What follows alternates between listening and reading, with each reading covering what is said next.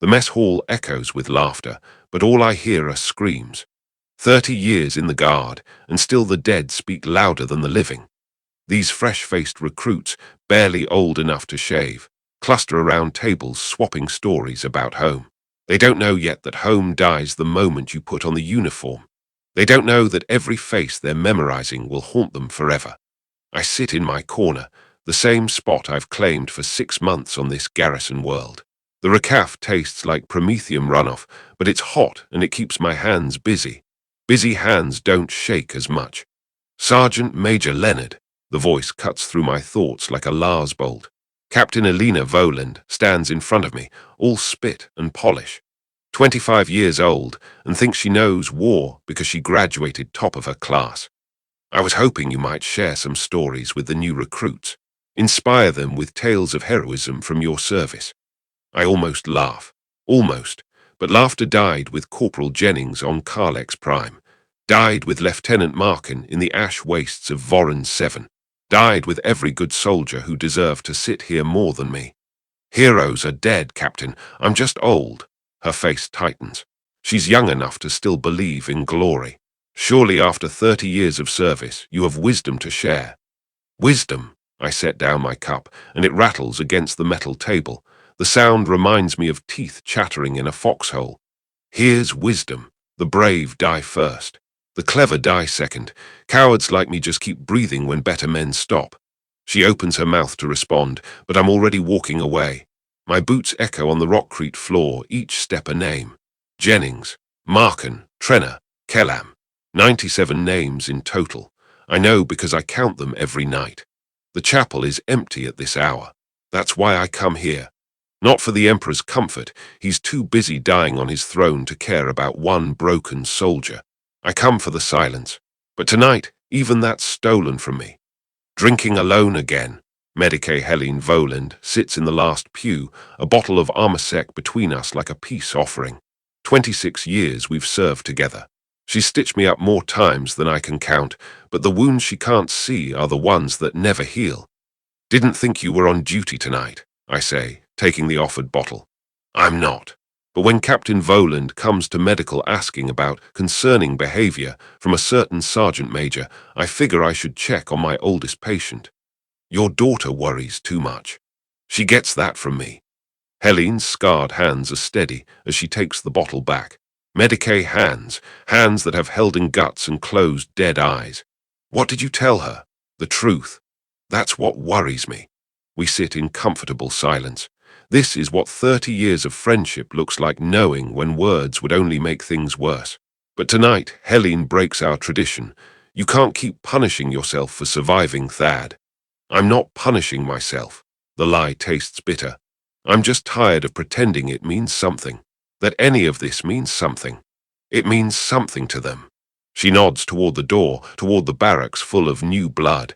Every life you save because you learned from the dead, that means something. Does it? We train them, we ship them out, they die. Cycle repeats. The Imperium grinds on. And yet you keep training them. Because I'm a coward, too scared to eat my last pistol, too stubborn to retire. She passes the bottle back. Or maybe because somewhere under all that guilt, you still believe they deserve a chance. That someone who's seen the worst should teach them how to survive it. The next morning comes too soon. It always does. The training ground is a sea of fresh uniforms and eager faces. Private Marcus Kelser stands in the front row, back straight, eyes bright with purpose. He reminds me of someone. Takes me a moment to realize it's me. Poor bastard. Listen up, you worthless sacks of meat. My voice carries across the yard without effort. 3 decades of screaming over artillery will do that. Captain Voland asked me to inspire you with stories of heroism. So here's your inspiration. Heroes are corpses with good publicists. You want to be heroes? There's the door. Go find a glorious death. The Imperium has plenty to spare. The silence is beautiful. Shocked faces stare back at me. Commissar Dolan watches from the command balcony, probably deciding if this counts as sedition. But if you want to live, if you want to see tomorrow and the day after that, then shut up and listen. Heroism is watching your best friend charge a bunker and doing nothing because the mission matters more. Heroism is leaving wounded behind because carrying them means everyone dies. Heroism is coming back from a deployment with half your squad and pretending you did good because it could have been worse. Private Kelso raises his hand. Brave or stupid, can't tell yet. Sergeant Major with respect that sounds like cowardice. Does it now? I walk closer, close enough to see the sweat on his forehead. Tell me, Private, what's your name? Your full name? Marcus Kelso, sir, from Meridian Hive. And your family, they proud of you for joining up? Yes, sir, my mother cried when I got accepted. She cry from joy or because she knows she'll never see you again. His jaw tightens. Good, he's got spine at least. Here's your first lesson, Kelso. Cowardice keeps you alive. Pride gets you dead. You think charging into enemy fire makes you brave. No, it makes you a statistic. Bravery is learning when to fight and when to run. Bravery is carrying your squad mate's tags home to his mother and telling her he died well, even when he died screaming for her. I turn to address them all. I've served 30 years. 30 years of watching better soldiers than you die for nothing. Planets we bled for get retaken by the enemy. Victories that meant everything become footnotes. You know what matters? Still breathing when the smoke clears. Being alive to fight again tomorrow. That's your duty to the Emperor. The speech ends, and I dismiss them to combat drills. Commissar Dolan intercepts me before I can escape. Interesting philosophy, Sergeant Major. Going to shoot me for it? Hardly. Dead heroes win battles. Live cowards win wars. He adjusts his peaked cap. Though perhaps phrase it differently in your official reports. That night, I sit in my quarters surrounded by ghosts. My footlocker contains 97 personal effects. Dog tags, picked captures, letters never sent home. Each one a story, each one a weight. I pick up Corporal Jennings' tags. Carlex Prime, 25 years ago. My first real command. We'd held the line for 6 days against Orc raiders. Ammunition running low, reinforcements a pipe dream. Jennings was 19. Farm boy from an agri-world who'd never seen violence until he joined up. I can make it to their lines, he'd said. Take out their war boss, break their charge. I should have said no, should have ordered him to stay. Instead, I watched him run into the green tide with det charges strapped to his chest. The explosion took out 30 orcs and their leader. Saved the position. Got him a posthumous Eagle Ordinary. His mother still writes me, thinks I was his friend. Doesn't know I was the coward who let her son die because the math worked out. A knock breaks my reverie. Captain Voland enters without waiting for permission. Officer's privilege. My mother says you're drinking yourself to death. Your mother exaggerates. She also says you're the only reason she survived Calax Tertius. I remember Calax. Urban warfare against heretics. Building to building fighting. Helene had been cut off with wounded in a Medicae station. I'd led a squad through sewers full of corpse water to reach her. Lost 3 men, saving 20. Just did the math, I tell her daughter.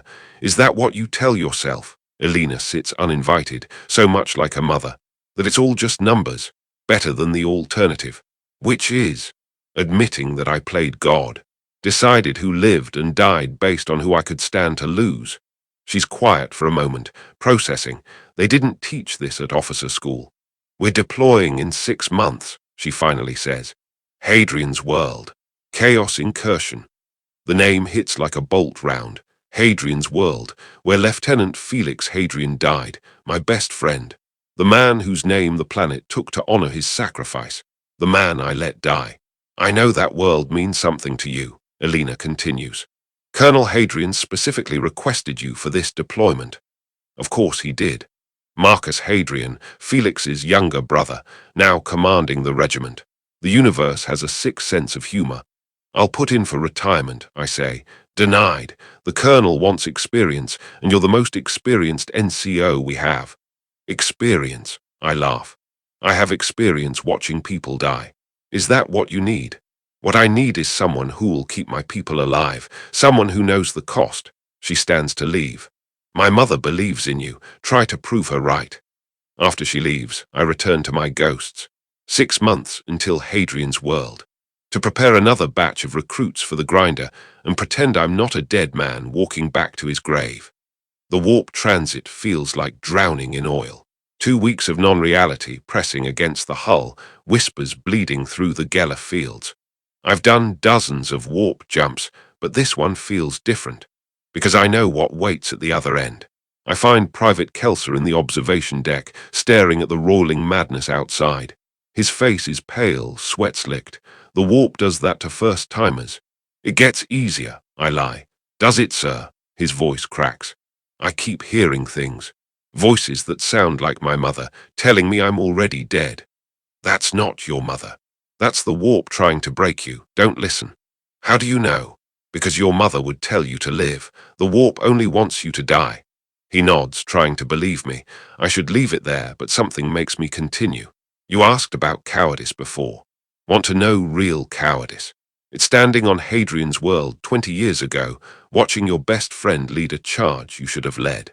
Watching him die in your place because you were too valuable to risk. Command decision, they called it. Felix Hadrian saves the day, gets a planet named after him. Thaddeus Leonard lives with the shame. That's not cowardice, sir. That's following orders.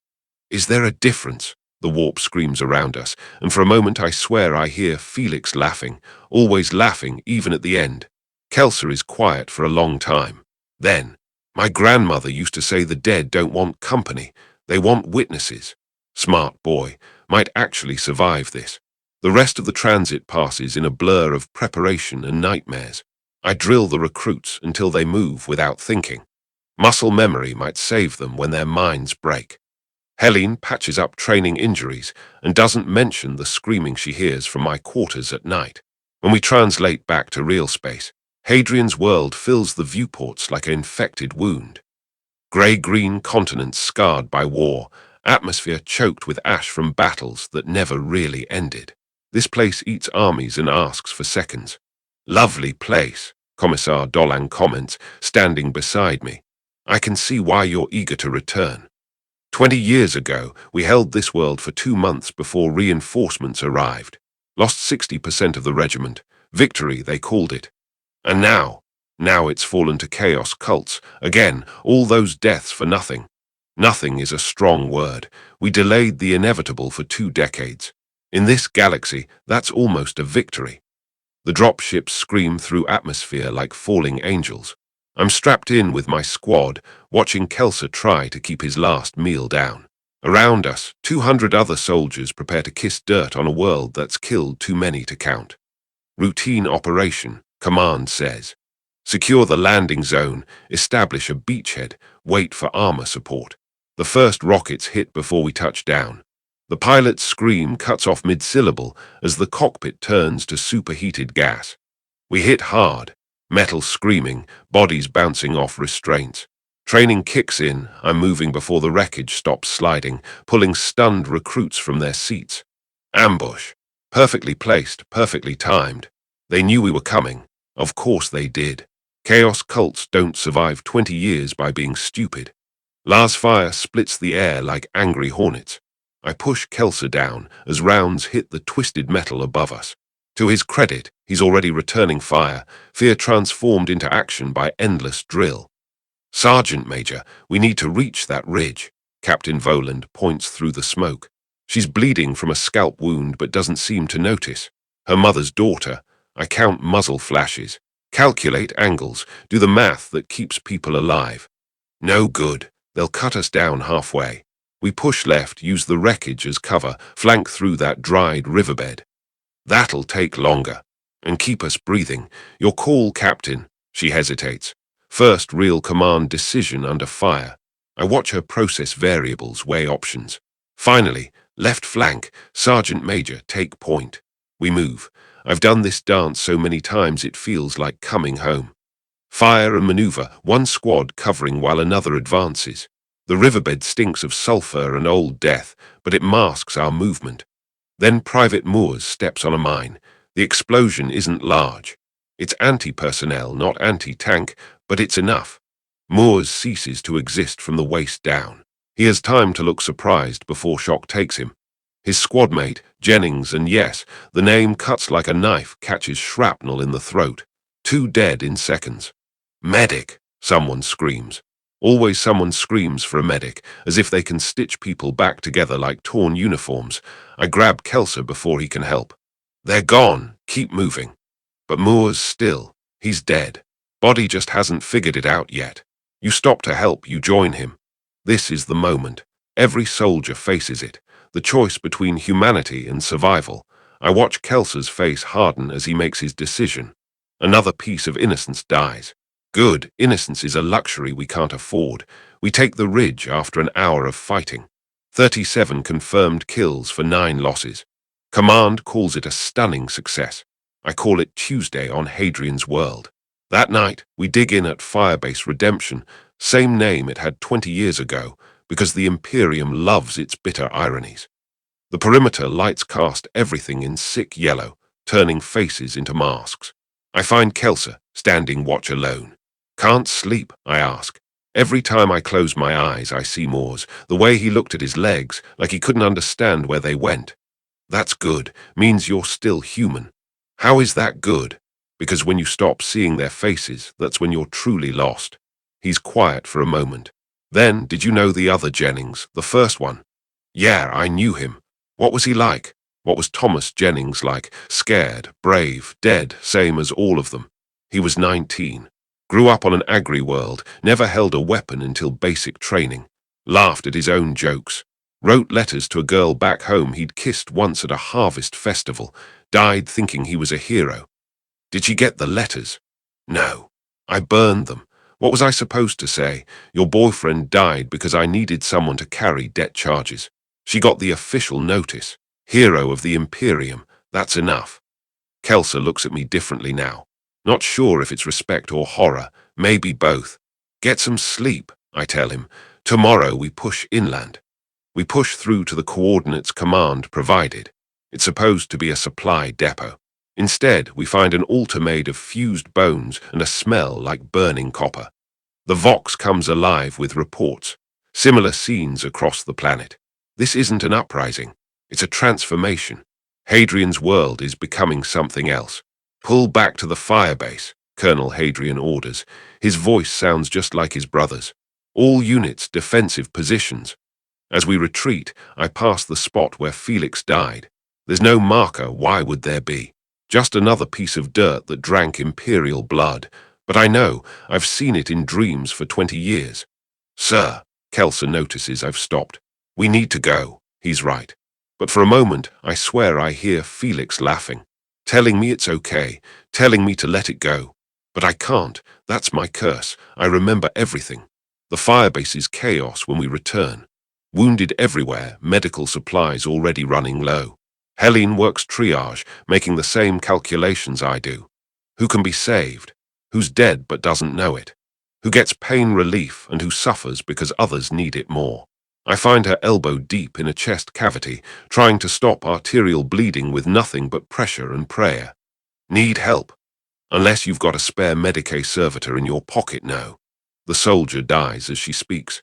She closes his eyes with bloody fingers. Next. Always next. Always another body, another chance to fail.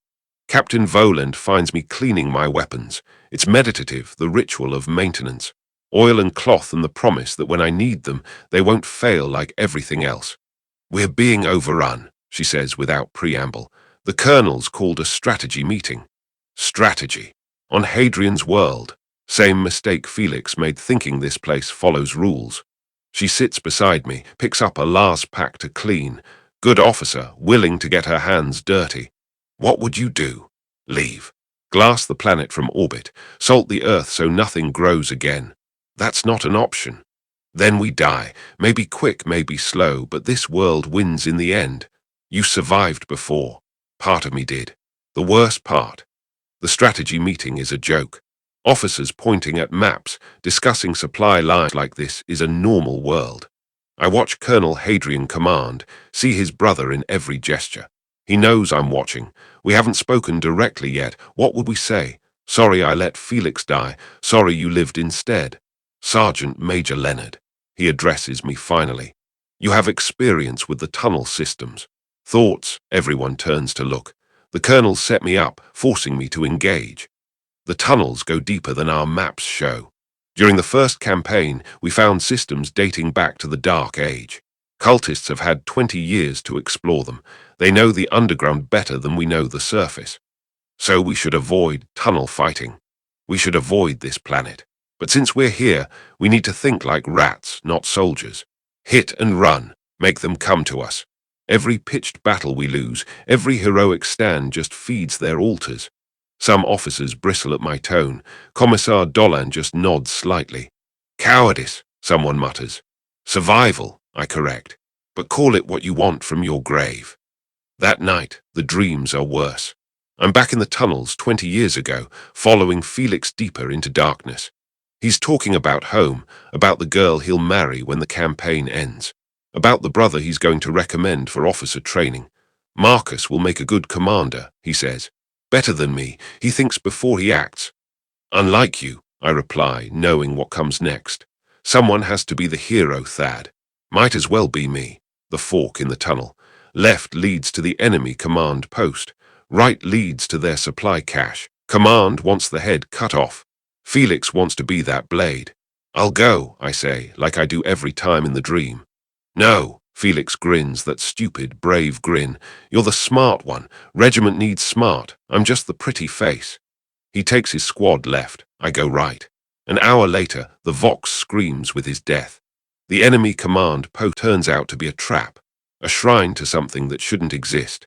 Felix's squad dies buying time for orbital bombardment. I wake to real screams. The firebase is under attack.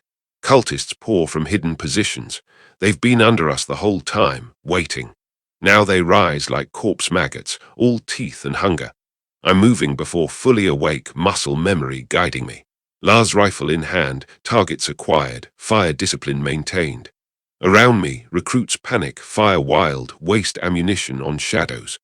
Hold the line, Captain Voland commands. She's magnificent in crisis, fear transformed into fury. Definitely her mother's daughter. But lines mean nothing here. The enemy comes from below, above, inside our perimeter. This isn't battle, it's infestation. I watch Private Kelser put down a cultist with precise shots. He's learned. No hesitation, no mercy, just survival, pride and sorrow, war in my chest. Then I see it. Past the wire, past the killing ground, a figure in corrupted cardinal robes. The cult leader directing the assault with gestures. Without thinking, I'm moving. Where are you going? Dolan shouts. To be stupid. I go over the wire, through the killing ground. Cultists claw at me, and I put them down without looking, focused on the target. One shot, end the coordination, maybe buy time. The Cardinal sees me coming. He smiles with too many mouths. The survivor, he says. We know you, Thaddeus Leonard, carrier of guilt, herald of the dead, you belong to us already. Maybe, but not today. The shot takes him center mass. For a moment, nothing. Then he laughs as his chest opens like a flower, revealing writhing things that used to be organs. Not human, never was human. Today, tomorrow, time means nothing. You'll join your dead eventually. He dissolves, but the assault continues. I fight my way back, mathematics of survival playing out. Dodge left, cultist misses. Roll right, avoid blade. Return fire, create space. I've done this dance so many times it's written in my bones. But I'm old, slower than I was. A blade catches my shoulder, parts armor like paper. Blood flows free. Kelser appears from nowhere, putting down my attacker. Together we fight back to the line. He doesn't ask why I broke position. Smart boy. Learning that sometimes stupid is necessary. The assault breaks near dawn. Not defeated, they just stop coming. Melt back into tunnels and shadows. We count the cost, 43 dead, twice that wounded. I'm in the Medicaid tent, Helene stitching my shoulder with steady hands. That was remarkably stupid, she says. Seemed like a good idea at the time. They always do. She ties off the suture. You know it didn't change anything. Cult leader, puppet master, doesn't matter. This world is sick down to its core. I know, but it felt good to shoot something that mattered. Did it? I don't answer. Truth is, it didn't feel like anything, just motion, just survival. Captain Voland briefs us on the new situation. More Imperial forces are landing, but so are more cultists rising from the earth. The planet is consuming itself, Transformation accelerating. We've been ordered to take and hold the Sanctum of Sacred Sorrows, she announces. Central Cathedral Complex, 17 kilometers north. Intelligence suggests it's the focal point of the corruption. The Sanctum. I know it well. That's where we made our last stand 20 years ago. Where Felix should have died if he hadn't gone into the tunnels, and where I should have died if I'd had the courage. Opposition, someone asks. Unknown, potentially significant. Translation, expect hell.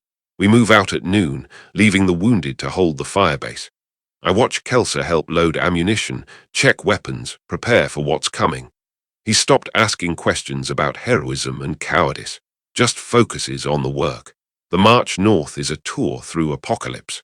Settlements burned from within, citizens transformed into walking blasphemies. We put them down when we have to, go around when we can. No point wasting ammunition on the dead. Commissar Dolan walks beside me, bolt pistol ready but not aimed. Yet, morale is wavering, he observes. Morale is fracked, sir. Indeed, your little stunt last night didn't help. Breaking formation, charging enemy positions. Some might call that heroic. Some might be idiots. Or they might be soldiers looking for something to believe in. He pauses. I'm not going to shoot you, Leonard, not yet, but consider your influence. These recruits look to you, whether you want them to or not. Then they're looking at the wrong person. Perhaps, but you're what they have. The Sanctum appears through the ashfall like a broken tooth. Gothic spires twisted into new shapes, stone flowing like water. The corruption is visible, reality bending around the structure. This isn't just heresy. This is transformation on a conceptual level. Throne preserve us, someone whispers. Throne's busy, I mutter. We're on our own. Captain Voland deploys us with textbook precision, overlapping fields of fire, staged advance, by the book urban warfare. It would work perfectly against a sane enemy. The doors explode outward before we're in position. What pours out used to be human. Now it's just hunger and rage given form. Mutations that shouldn't function, anatomies that mock physics. And behind them, cultists with weapons and purpose. I put down a thing with too many arms, watch it birth smaller versions as it dies. Kelsa flames them before they can scatter. We're learning the rules of this new game. Then I see him, standing in the sanctum doorway, untouched by the madness, Felix, looking exactly as he did 20 years ago. Hello, Thad, he says, voice carrying impossible over the battle. Been waiting for you. It's not him, can't be him. Felix is dead, burned, scattered. This is chaos wearing his face. But knowing doesn't stop my hesitation. The thing wearing Felix's face smiles. Still can't shoot me after all this time. You're not him. Aren't I? I have his memories. His love for you, his disappointment that you let him die. Sir, what are you looking at? Kelsa asks. Of course, he can't see it. This performance is just for me. I pull the trigger. The thing laughs as a Lars bolt passes through it. You'll have to come inside for closure, Thad. Just like old times. You and me in the dark. It fades, but the invitation remains. The sanctum waits, doors gaping like a mouth. We push through the courtyard, losing soldiers. Stay together, Captain Voland orders. Trust your equipment, not your eyes. Good advice. Useless, but good. How do you trust equipment when the numbers keep changing, when your compass points to colors instead of numbers? We find bodies from 20 years ago, perfectly preserved, or maybe freshly killed. Time means nothing here. I see faces I recognize, soldiers I failed to save then or now or never. Sergeant Major. Helene grabs my arm. When did she get here? Wasn't she with the wounded? You're bleeding. I look down.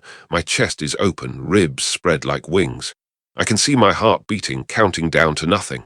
Then I blink and I'm fine. Helene's gone. Maybe was never there. This place is in our heads, I tell whoever's listening. Don't trust anything. Including you, Kelsa asks. Smart boy, especially me. We reach the nave by accident or design. The altar has become something obscene. And standing before it, Felix again. But also Colonel Hadrian. But also me, all of us and none of us. Welcome to the truth, all three say in unison. This is what Hadrian's world was always becoming, what you helped create by surviving. Chaos lies, I spit. Is it? Every death here feeds the transformation. Your guilt, your memory, your obsession, all food for what we're becoming. You didn't fail by letting Felix die. You failed by living with it. The amalgamation shifts, showing me every soldier I've lost. They speak with one voice.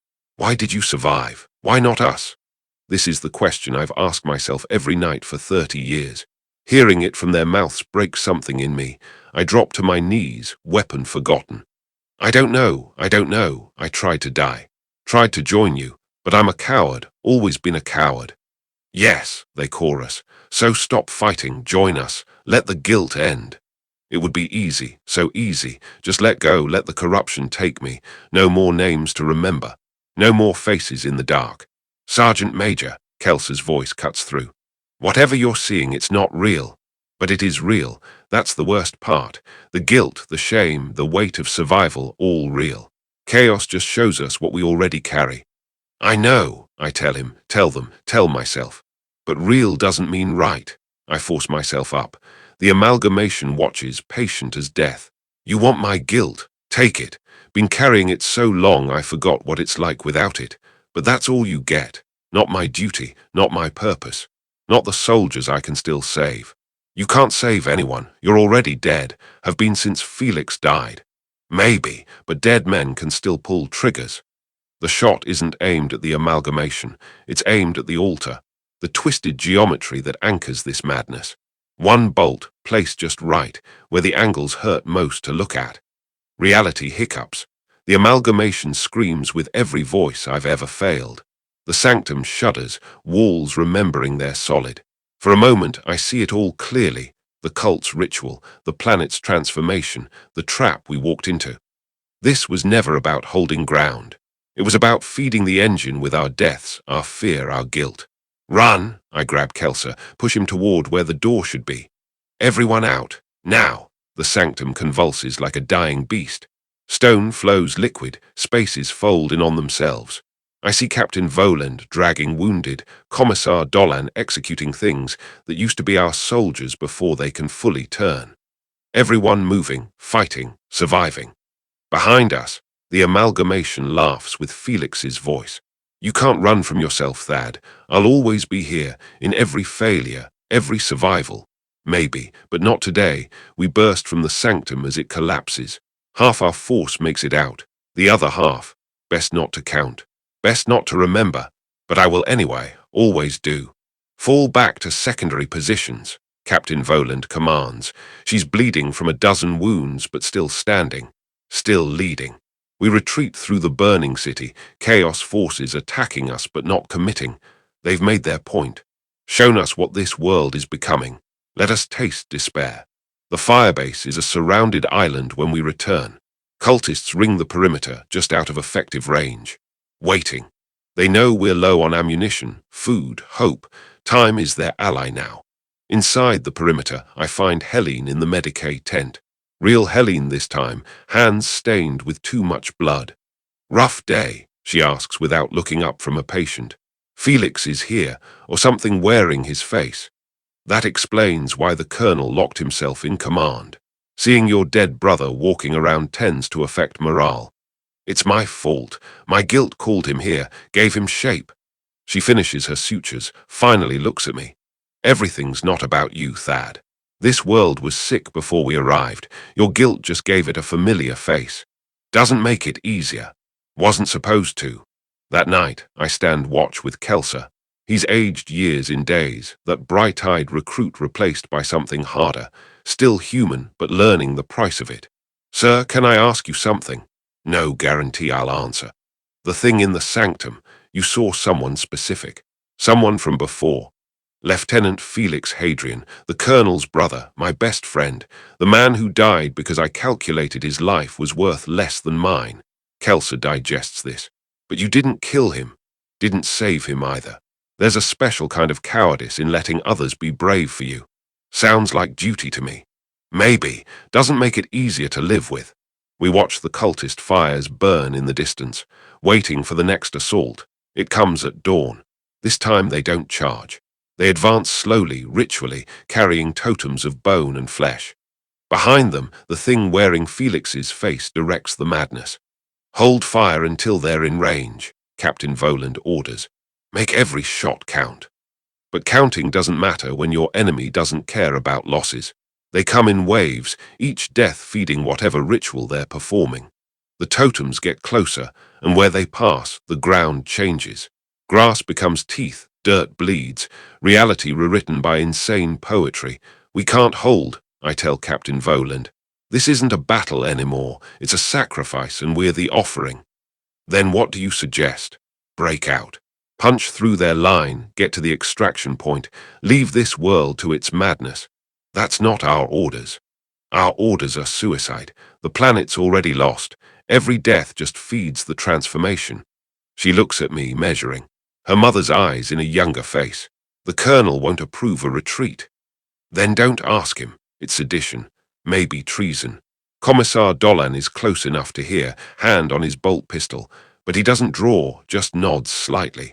Do what you have to, Captain. I'll handle the paperwork, posthumously if necessary, she decides. Thank the throne, she decides to live. All units prepare for breakout. We're leaving. The announcement causes chaos. Some soldiers cheer.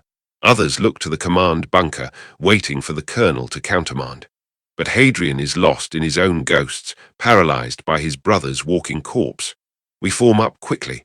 Those who can walk help those who can't. Ammunition redistributed, vehicles prepped, one chance to punch through. Sergeant Major, take point, Captain Voland orders. Get us out of here. Point, where I belong, where the mathematics of survival are clearest. I gather what's left of my squad, including Kelsa. He checks his weapon one more time, fear and determination warring on his face. Stay close, I tell him. Do what I do. Shoot what I shoot. And whatever happens, keep moving. Yes, sir, thank you for keeping us alive. Thank me when we're off this rock. We hit their line like a desperate prayer. Surprise works for seconds before they react. Then it's pure violence, close and personal. I put down cultists, trying not to see the human faces under the corruption. The thing wearing Felix appears in my path. Of course it does. Leaving so soon. But we have so much to catch up on. You're not him. I'm more him than you remember. Memory lies, Thad. Makes heroes of the dead. Want to know what Felix really thought of you? No. But it tells me anyway, speaking with perfect mimicry. How Felix knew I was the coward. How he took that final mission because someone had to be brave.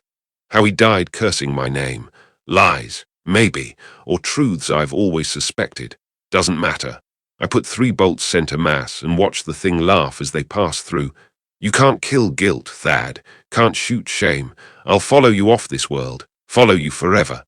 Good. Keep me honest. I push past and it lets me.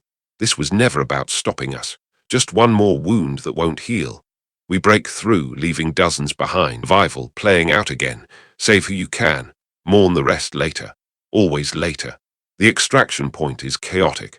Ships loading desperate soldiers, Navy guns holding back the tide of madness. I help load wounded, watch faces I've trained disappear into shuttle holds. Maybe they'll make it. Maybe the guilt will eat them alive. But they'll have the chance to find out. Sergeant Major, we need to go. Kelsa pulls at my arm. The last shuttle waits, engines screaming. I look back at the firebase. At the world that killed Felix. That's killing Colonel Hadrian and had been killing me for 20 years. The ramp closes on Hadrian's world, but not on what it represents. Never on that. The evacuation is labeled a strategic withdrawal. Hadrian's world is written off, scheduled for exterminatus. The planet will burn, but the memories won't. I sit in the troop hold, surrounded by exhausted soldiers. My soldiers. The ones I kept alive. The ones I didn't, all of them mine to carry. Helene finds me there, slumps beside me with exhausted grace. So, we survived again. Parts of us did. The important parts. She closes her eyes. I'm too old for this, Thad. 26 years of other people's blood. You could muster out medical discharge. You've earned it. Could you? I think about it. Really think about it. A life without the guard, without the weight of command. Without new faces to learn and lose. No, someone has to remember them. Someone has to teach the next batch how to survive. Even if survival is its own punishment. Especially then.